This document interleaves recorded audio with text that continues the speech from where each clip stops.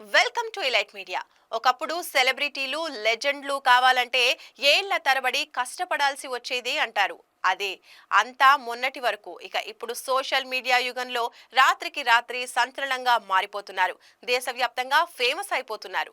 అలా అయిన వారి జాబితాలో తాజాగా వచ్చి చేరిన సంచలనం ఓ దండలు అమ్మే అమ్మాయి. ఇప్పుడు ఈ అమ్మాయిను మహాకుంభ్ మొనాలిసా అని పిలుస్తున్నారు. ఇప్పుడు ఈమెకు సంబంధించిన వీడియోలు నెట్టింట వైరల్ అవుతున్నాయి.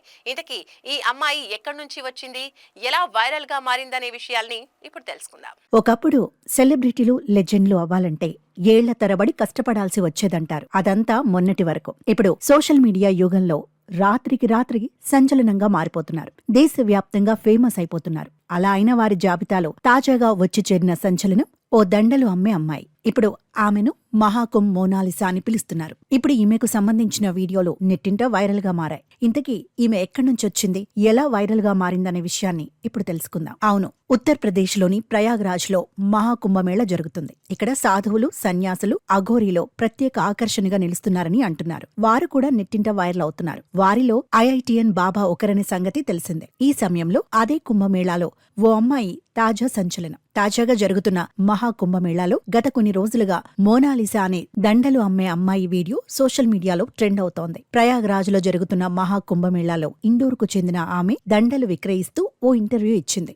ఆ వీడియో నెట్టింట దర్శనమివ్వడం, నెటిజన్లో ఫ్లాట్ అవ్వడం జరిగిపోయింది. ప్రధానంగా ఆమె డస్కీ స్కిన్ టోన్ తో పాటు పెద్ద పెద్ద కళ్ళు, మనోహరమైన ముఖం, అమాయకత్వంతో కూడిన చిరునవ్వు నెటిజన్లను బాగా అట్రాక్ట్ చేసిందని చెబుతున్నారు. ఆమె నిజంగా న్యాచురల్ బ్యూటీ అంటూ కామెంట్లు పెడుతున్నారు నెటిజన్లు. ఈ నేపథ్యంలోనే ఆమెను మహాకుంభ్ మోనాలిసా అంటూ అభివర్ణిస్తున్నారు. ఈ సందర్భంగా వారి కోరికల చిట్టా బయటపెడుతున్నారు. ఇందులో భాగంగా ఆమె ఇప్పుడున్న చాలా మంది హీరోయిన్స్ కంటే చాలా అందంగా ఉందని, ఈమెను సినిమాల్లోకి తీసుకోవాలని, హీరోయిన్ గా అవకాశం ఇవ్వాలని పలువురు నెటిజన్లు కోరుతుండడం గమనార్హం.